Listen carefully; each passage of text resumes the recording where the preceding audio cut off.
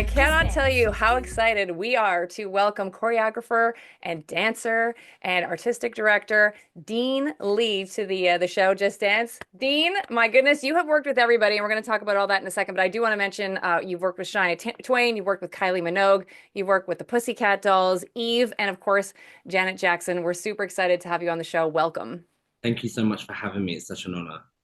So, T, where would you like to start? Where I always start. Um, so for everyone who doesn't know, Dean and I are actually meeting for the first time, which is very, very cool. It's a little surreal to think so many generations apart we are, and yet we have this common thread, which is very cool.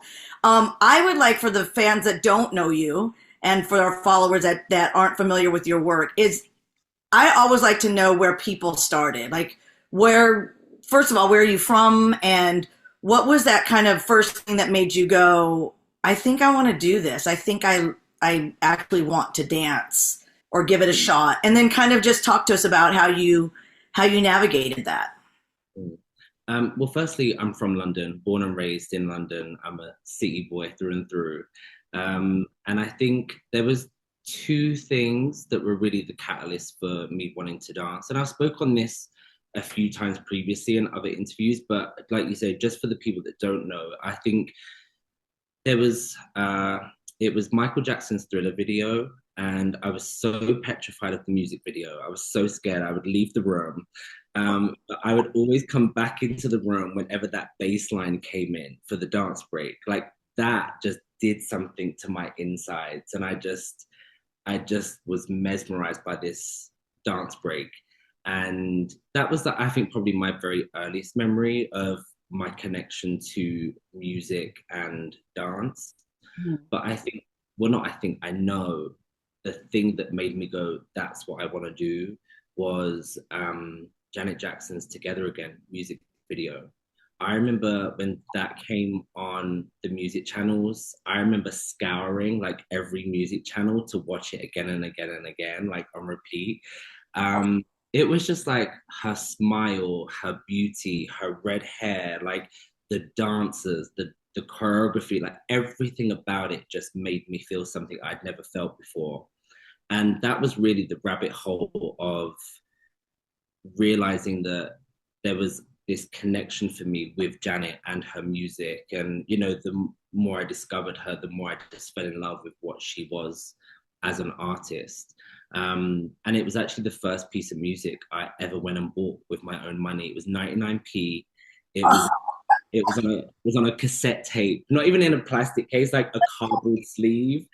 Like, yeah, and I remember going over to the shopping mall to buy it, and just I had this tiny little stereo, and I would just play that song on repeat, or repeat, or repeat. So that really was the moment I was like, this is what I want to do. I want to be a dancer.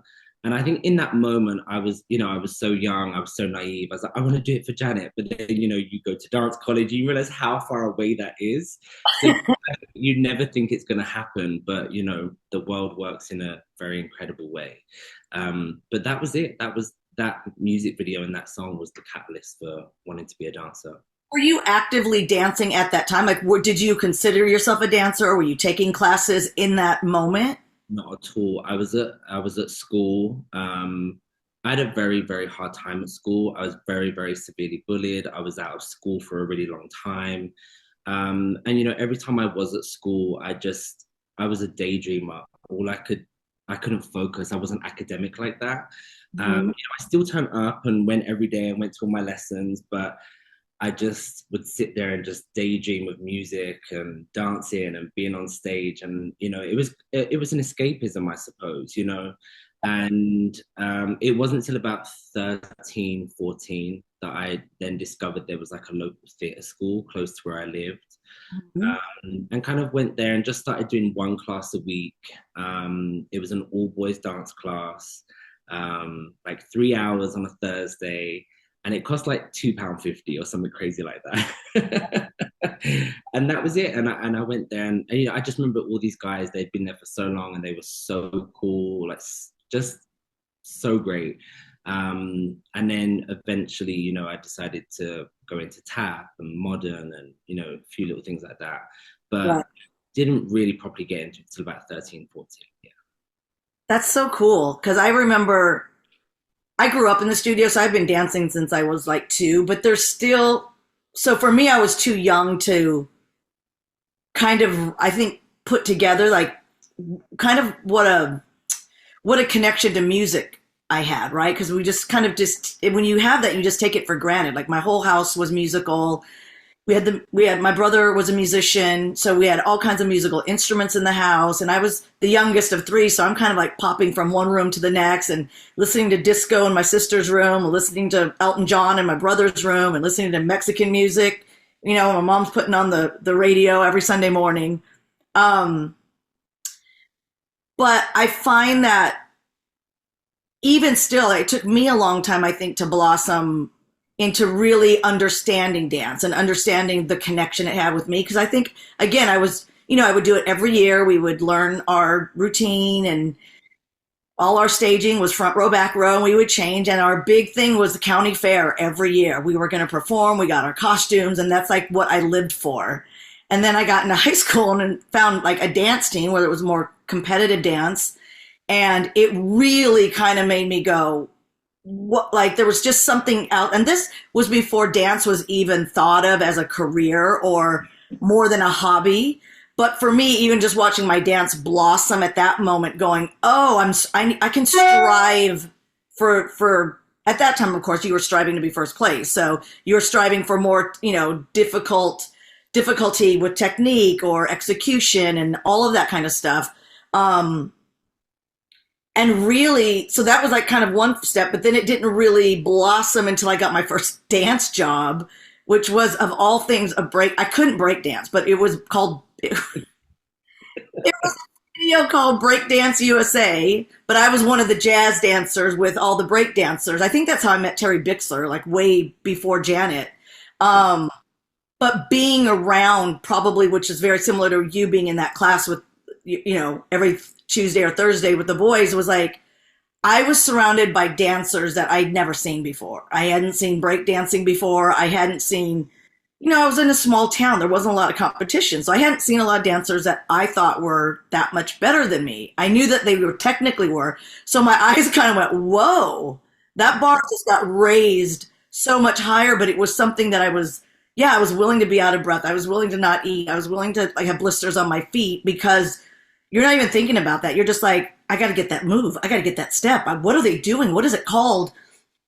So I think it's really cool because I think it's, everyone has that same experience in different ways. So it's kind of neat to see, and to see that you didn't grow up being a dancer, but you went in search of it because it was just like, it seemed like it was something that resonated in your heart going like, I need to go over here. Like, this is what's calling me. Yeah, you're absolutely right. You're absolutely right. And I think it's that thing of the older that I've got and the more experience you gain and, you grow as a person in life and you just kind of go, wow, the gift of dance is so real and it is something that is instilled in us. It is a gift that we are given. And you don't fully realize that straight away. You just know that there's something you can do that you really love and it makes you feel a certain way. But Mhm. I think especially with choreographing, you have an opportunity to impact people, whether that be the dancers you're creating on and how you make them feel, or whether it's the audience that are watching and your steps can make them feel something. That's on the choreography aspects. But I think as a dancer, um, I always say dance is therapy. We have such a unique opportunity to take all the things we've been through in life and really channel it into this gift that we've been given. And I Mhm. think just to backtrack and go back to when I was younger, you don't know that, you don't realize that straight away, but you Right. said it perfectly. And I think going into that dance class with all those guys and um, not to make it about race, nothing like that, but I was like the only white boy in this dance class. Like it was, so my point is, all these black guys are there and they got so much rhythm and, funk. And it's just like, I just remember walking into the room, just being like, wow, like this is another world that I just, one, didn't know existed, and two, that I could be a part of. And I remember they all loved MJ. They all had their Capezio jazz boots, and they could all do the moonwalk. Like they could all do the moonwalk, and like, I was just like, oh my god, it's just the coolest thing ever. And sometimes you don't remember those things until you start talking about it. But yeah, it was just another world. It really was, and I just instantly fell in love with it. Hey, it's Kelly, and I am so excited for you to be able to watch the interview that we have done with Tina Landon and Dean Anthony Lee, two very successful choreographers who are going to talk about their careers and, of course, the fact that they both have worked extensively with Janet Jackson. You're going to get insight, you're going to get behind-the-scenes stories. You are going to get it all. So make sure that you tune in to our YouTube channel this coming Friday for the full interview.